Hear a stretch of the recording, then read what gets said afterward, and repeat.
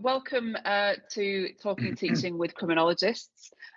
This episode has a couple of new features. So I've been the host of the podcast since we started it just over a year ago.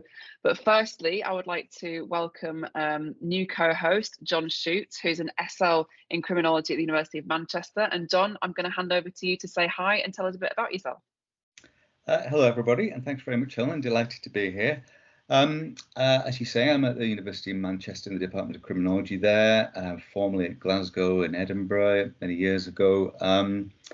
Research interests historically in longitudinal developmental criminology, youth crime policy evaluation, and then a sort of Damascene conversion where I started studying exotic and important things like atrocity crime and death studies, which is how I got to know Ruth's work, or aspects of Ruth's work, very well. So that's me. Oh, thank you, John. And secondly, for those of you who use the website to access the podcast, you will notice that this is the first time we've had the option of actually videoing the podcast. So we have to be on our best behaviour now. We can't we can't cause any mischief like we used to do. So that adds another dimension. So for anybody who's listening to the podcast and would like to see myself and Ruth and John, then you can click on the link on the website to watch the video as well that accompanies this one. So finally, we get to introducing today's guest, and we're delighted to welcome Ruth Penfold Mount, who is a senior lecturer in criminology and sociology at the University of York. So we just want to begin, Ruth, by first of all saying a massive welcome to the podcast and asking you to tell us a bit about yourself, your research and your teaching interests. Thank you. It's so good to be here. It's really exciting. Ruth Penfold Mount, I'm based at the University of York and I'm in the sociology department. I've been here for what feels like a very long time, since about 2008. I've launched programs in crime. I have taught lots of sociology as well, because we're in a sociology department. So I combine my interest in crime with those sort of sociological approaches. I suppose my principal interests combine popular culture, crime and death. It's interesting, John, to sort of hear those sort of connections with death there, because I stumbled into my interest in crime and death because of coming across corpse medicine. So people keeping bits of the criminal dead. And so I've sort of branched out beyond criminology, and I'm quite heavily involved in the death studies community now. So that's a little bit about me. It's a very cheery topic. I'm very excited to hear more about it. It's one of those things whereby people think, oh, if you work it or think about death stuff, it's a really dark place to be. But it's part of life in such an exciting, vibrant way. And I think you find people with the best senses of humour who work in the area of death. It's quite dark humour, but it's there. We like that. And also, I mean, it's the one thing we've all got in common, isn't it? So it definitely brings us all together in some shape or form. Absolutely, absolutely. Hopefully we won't all experience death like criminals of the past in various execution forms. But yes, death is one of the great equalisers. Absolutely. So John's going to ask you some questions about some of your teaching practice in particular. So I'll hand over to John. Thanks very much. Yes, just to second Ruth's interest there, and great work with the Death and Culture Network as well, which I think is fantastic, that book series and that biennial conference that you have. But we're here today to talk about another aspect of your work. We're here to talk about the York Crime Walk, which has a website, which I've been through. I've done the virtual walk this morning, which was wonderful, learned a lot. But we're interested in unpacking, I think, something of the pedagogy and the teaching and learning aspect of it today. So could you say something about what the York Crime Walk is, Ruth, how it was developed, what its purposes are and so forth? Sure. So the York Crime Walk was developed, or started to develop, back in 2017. So this has been a long burning project. And it launched in 2018, and it's a fully podcasted, self-guided walk around the centre of the ancient city of York. Takes anywhere between an hour and 2 hours, depending on whether you're walking on your own or in a big group. And you have various stopping points that you follow on a map, and you can listen to little podcasts dealing with issues of crime, criminality and deviance and the criminal justice system connected with those sort of locations around York. We developed it as a team. It was very much a team project. It was headed by myself and Maggie O'Neill, who was here at York, but we also involved postgraduate researchers. So we had Matt Coward-Gibbs and we had David Honeywell, who subsequently sort of finish their PhDs or nearly finished their PhDs. And we had a third year criminology intern as well. So it was one of our third year students. She actually ended up doing part of her dissertation connected with the crime walk. But we were this team developing a new innovation for teaching our first years. We wanted to have something that was really engaging, could help develop a learning culture and get our new first years to understand the place that they were living in and studying in, to help them really connect with the city. So we thought, right, well, how can we do this?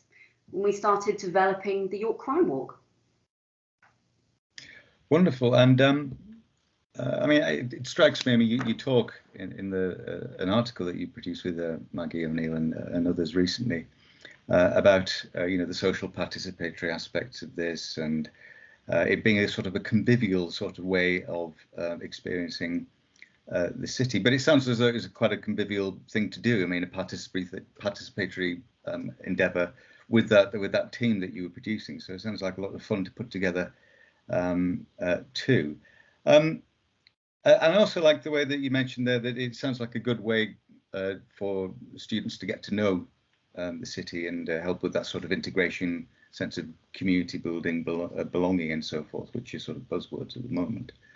Can you tell me, I mean, how do you use this in teaching and learning?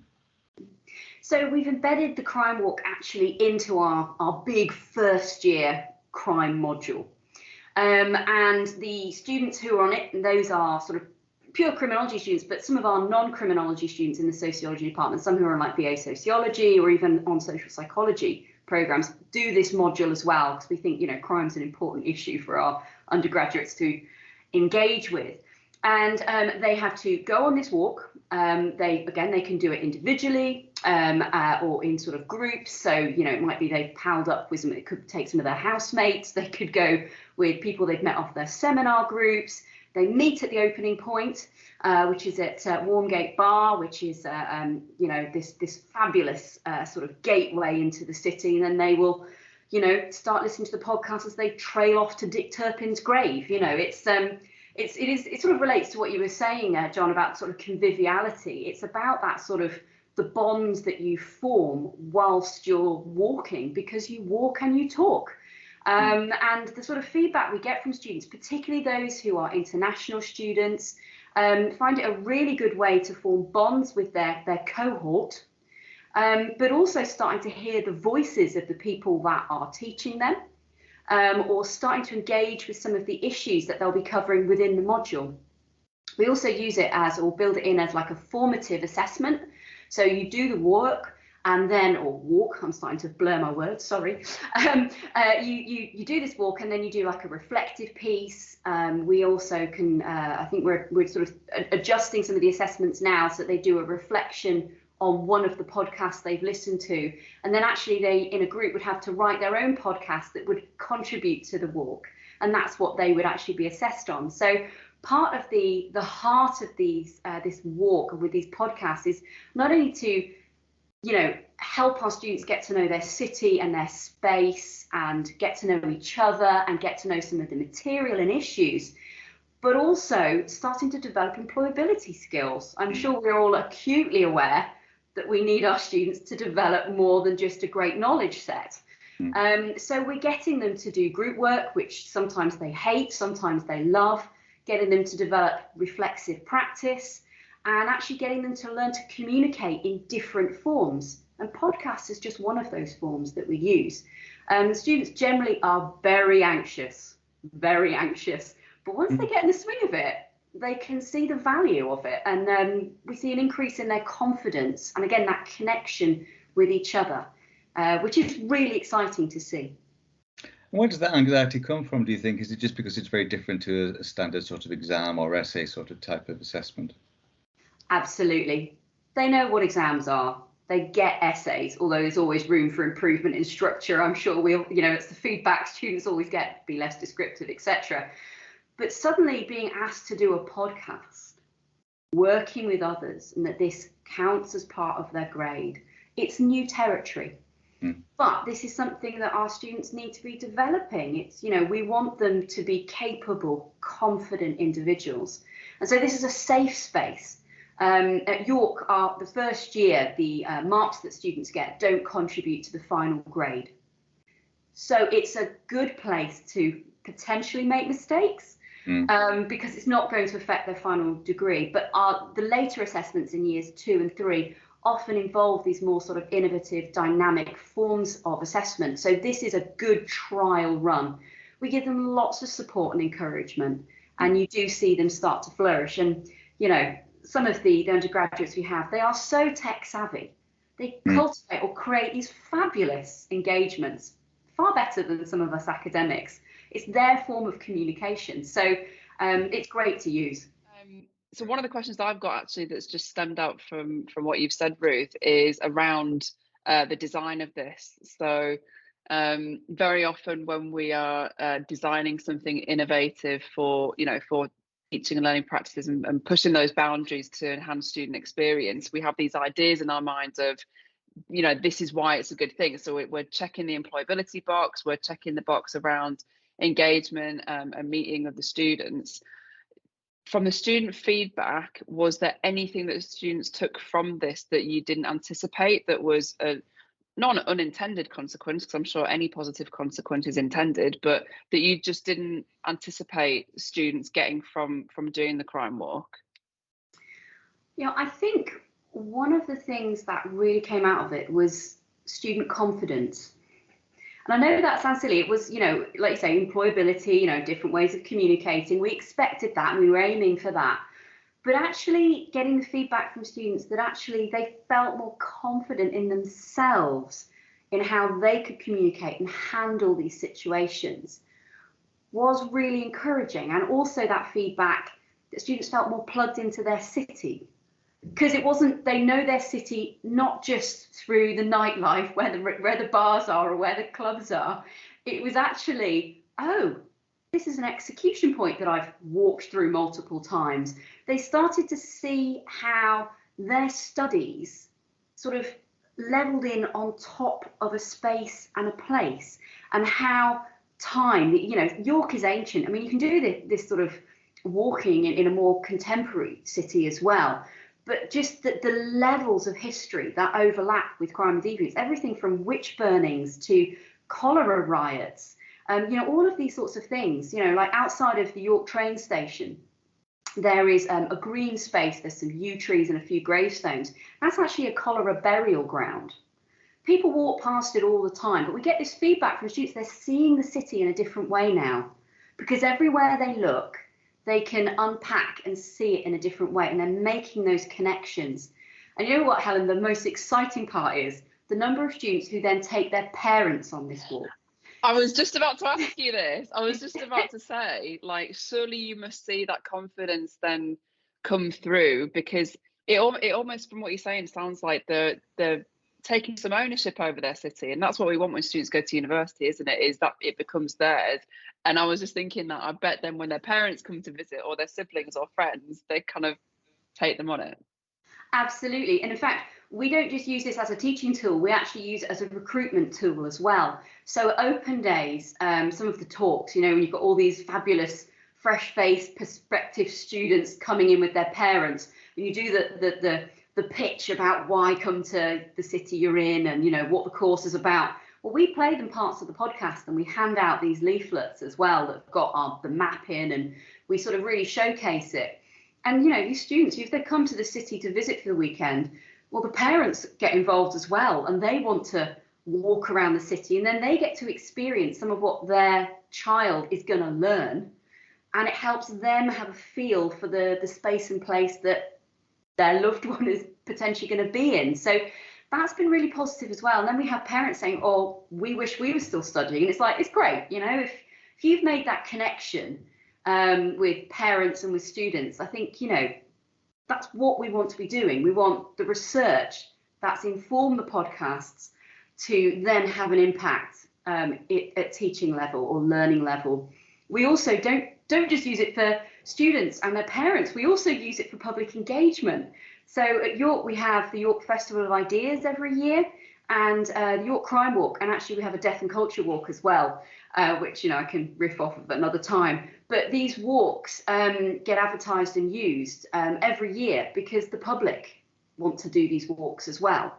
So yeah, it feels like we're winning on lots of levels with walking and learning.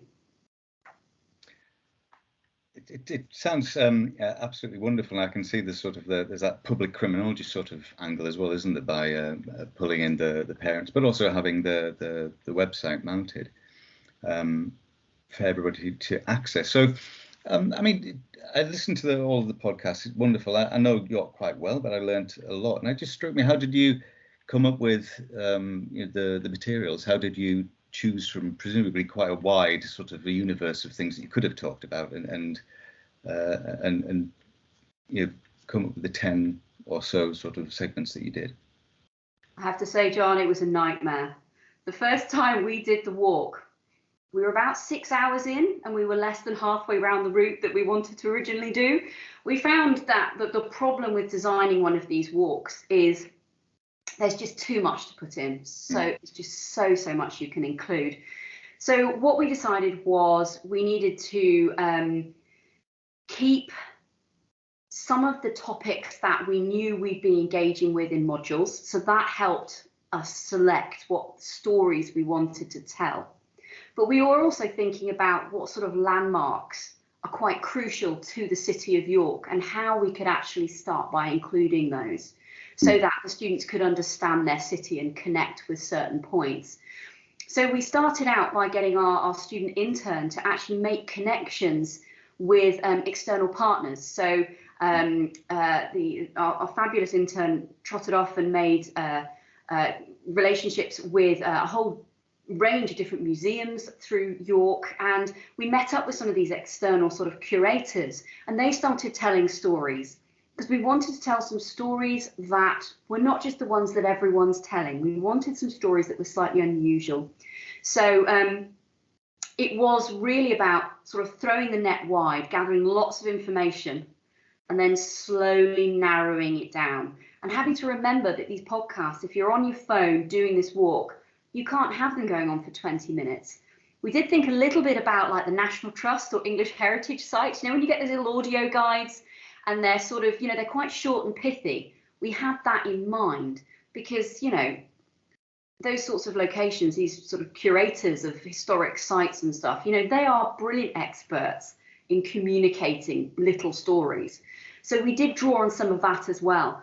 But what we found with York Crime Walk was there was so much we couldn't include. It overflowed into creating the Death Walk, because so much about crime relates with death. So we created a second walk.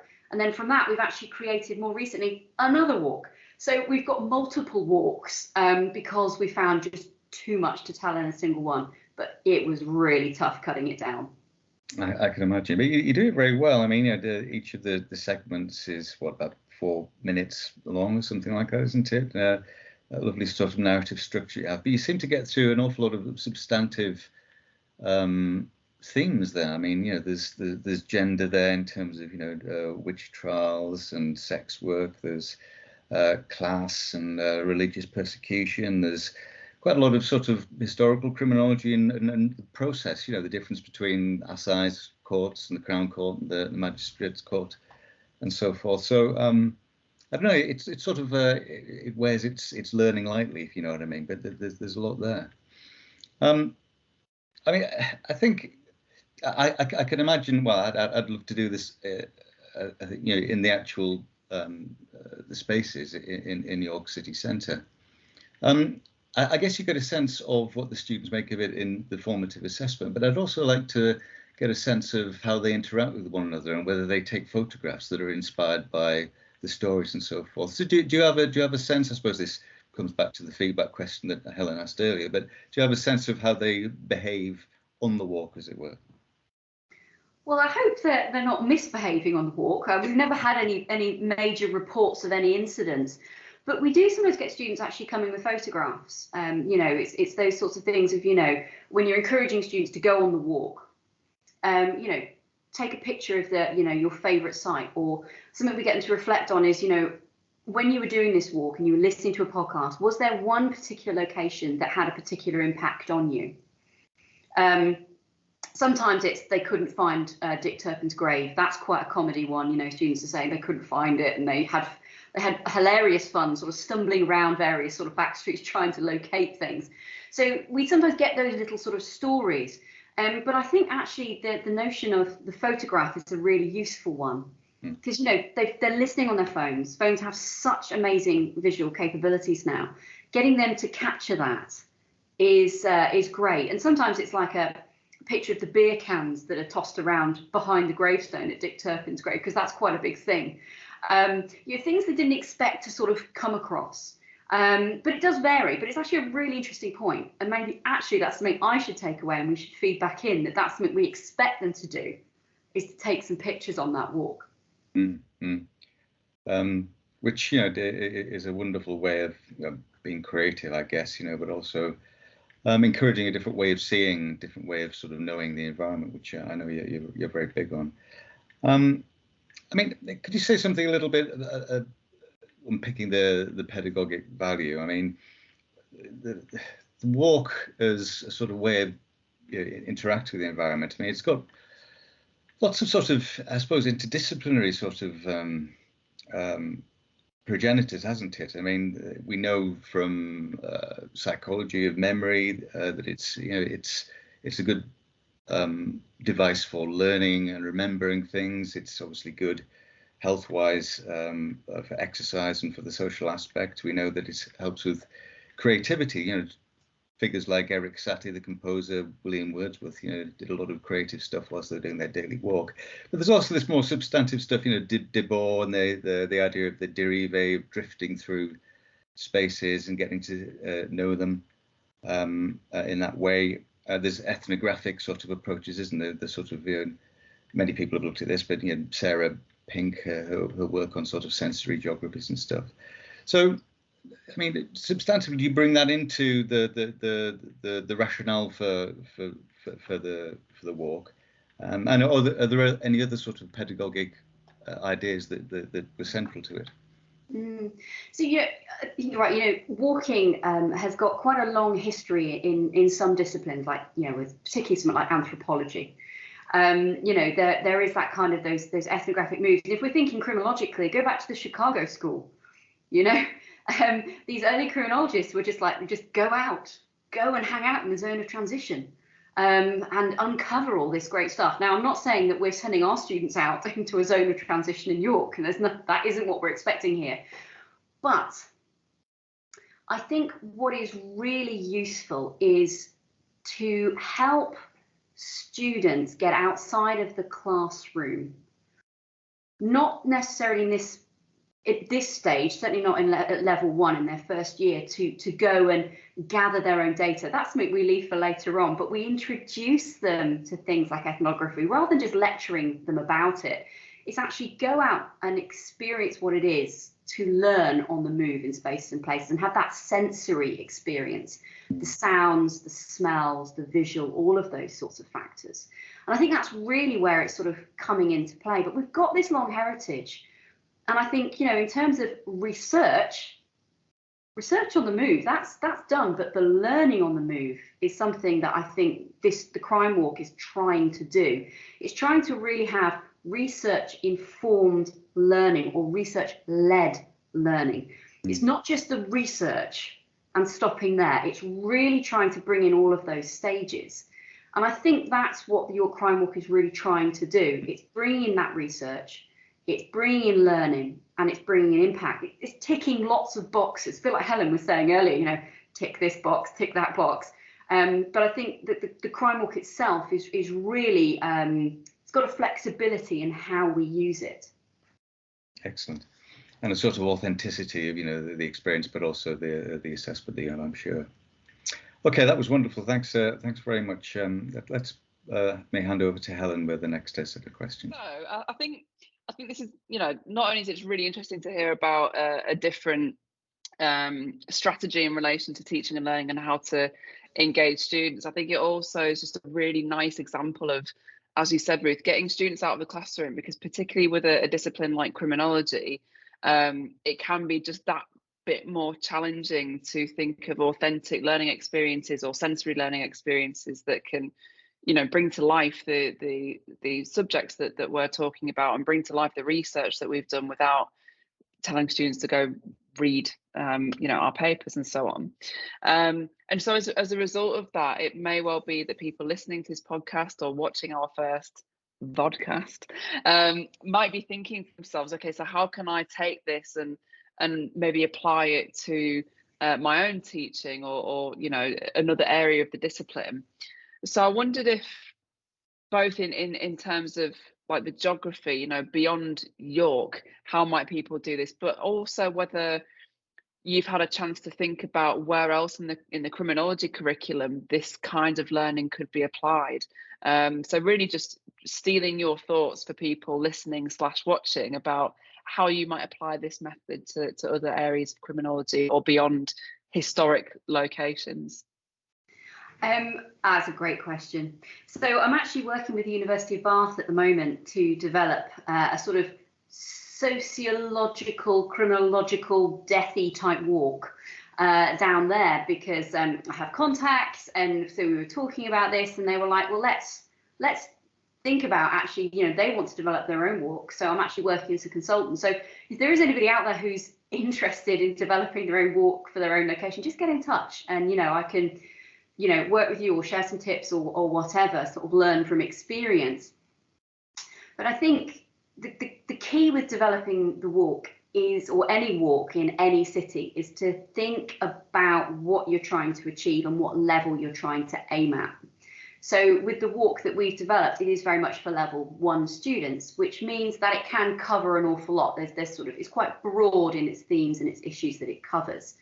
If you're wanting to develop a walk for a specific module on a particular issue, for example, we did think about having a specific walk that's relating to issues sort of with gender and sexuality. That could be designed very specifically with sort of a narrower focus for, say, a level 2 or a level 3, or even postgraduate sort of walking. But because we wanted to think about being able to reach the public as well as our students, we've sort of pitched it at a particular level. And I think no matter where you go, whether it's a young city or an old city or an ancient city like York, there are stories to tell. People love stories. We think about narrative criminology. We think about storytelling as a really powerful tool.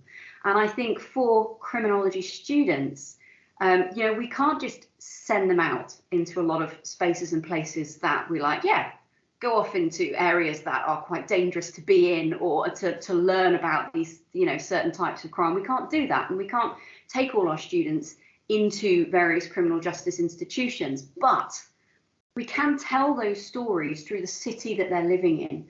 And I think this is a really good sort of a bridge, I suppose, to get out of that classroom and just that paper-based knowledge to that more immersive, authentic, sensory, convivial experience, without tipping over into, actually, we've got some serious ethical considerations here about keeping our students and staff safe. Or, if it's one sort of a situation whereby students are, say, learning in a sort of a prison setting, only a certain number can go. This actually enables a lot more people to engage. So I think it's, I think there's a real sort of transferable sort of, I don't know how you sort of describe it, sort of way of taking walking to different places. And again, I'm open for conversations. Absolutely, yeah. And interestingly, I was going to ask you about the potential limitations of this, but I mean, you've addressed that there. But something that springs to mind, about the transferability of getting out of the building and walking is in a case of, when we're doing personal supervision or personal tutoring with students. In some cases, I've offered to do this while walking because of, various reasons for students who, may experience anxiety or anything, or even if it's just the first time that we've met, so that, well, this is my office, so I'm not sat at a desk like this, and they're not sat at a chair like this with me eyeballing them, saying, right, let's get to know each other, and expecting them to be, reciprocating that and comfortable with that. And I think that's something else, isn't it, that walking puts you on that level platform where you don't have to be, in that almost interview-like space, where you can have a much more fluid conversation with more going on around you, just to kind of settle into that. So I think certainly there are lots of things that we can take from this in terms of relationship building, in terms of developing confidence, and thinking about using the environment and reshaping the environment that we do some of these challenging things in sometimes to facilitate that. So it definitely gets the cogs turning a lot, doesn't it? It does. Going back to what you were saying about what the possible limitations are, well, something that we hadn't initially thought about, we did once we sort of twigged, is thinking about students with potential sort of disabilities. Yeah. This is walking, so if there's any mobility issues, that was an issue, that could be an issue for doing the walk, and would that exclude these students? So some of the things that we built in, we did actually do a mobility sort of assessment of the walking route, so that we could flag up if there were steps, or if something was inaccessible because of mobility issues, we could recommend another location to stand, to sort of engage. And also with the podcast, because it's listenable on a phone, we did sometimes have students actually taking along their friends on their phone if they couldn't walk. And of course, thinking about the pandemic, learning in the classroom was hard, but the walk kept on going, because we could send our students out socially distanced to do the walk. Or if they couldn't because they were ill and they didn't want to miss out, they could still do just what John did, and that's do a virtual walk. You could look at the map, you could listen to the podcast, there are photos on the website that rotate, so you can get a little bit of the taste of the space and place you're in. So we really try to work around those sorts of limitations as well, because we wanted this to be inclusive. Yeah, absolutely. And I suppose, that again is ticking numerous boxes at the same time, as we discussed earlier. So definitely tick the pandemic box, even though we don't want to mention the P word. That thing that happened, but then also how actually it becomes that accessible tool, given that that's what the pandemic was doing. It was making us create accessible materials for a different purpose that now enhance the accessibility and inclusivity now that we're back on campus as well. So really interesting to see how that can flow from one thing to another in just as useful a way, but in different contexts. So John, have you got any further questions you want to ask Ruth, or do you think we've sufficiently roasted her today? I think she's pretty well done at the moment in terms of roasting. I just wanted to say that I must be in touch about doing something in Manchester on this. We've got the suffragettes, we've got the Peterloo massacre, we've got the riots of 2011. But there's also, if you go back to some of Engels' work, the conditions of the working class in London, he's talking about harm and marginality, and you can visit those spaces as I've done. And there's a lot I think you could pack in. So yeah, I'll be in touch. I promise. I look forward to it. There you go. You've got a punter. Fantastic. There will, of course, be a link to the virtual crime walk via the podcast's website, which is hosted by Anchor. And if anyone wants to get in touch with you, we can put your email address and contact information on there as well. But the last thing we just need to do is to say thank you very much for joining us today. It's been really interesting. And I think, it sounds like John's going to be doing that crime walk several times because I think he's going to be setting one of his own up pretty soon. So yeah, you can do some more feedback on that, John, in the next episode. I will do. Brilliant. Thank you very much for joining us, Ruth.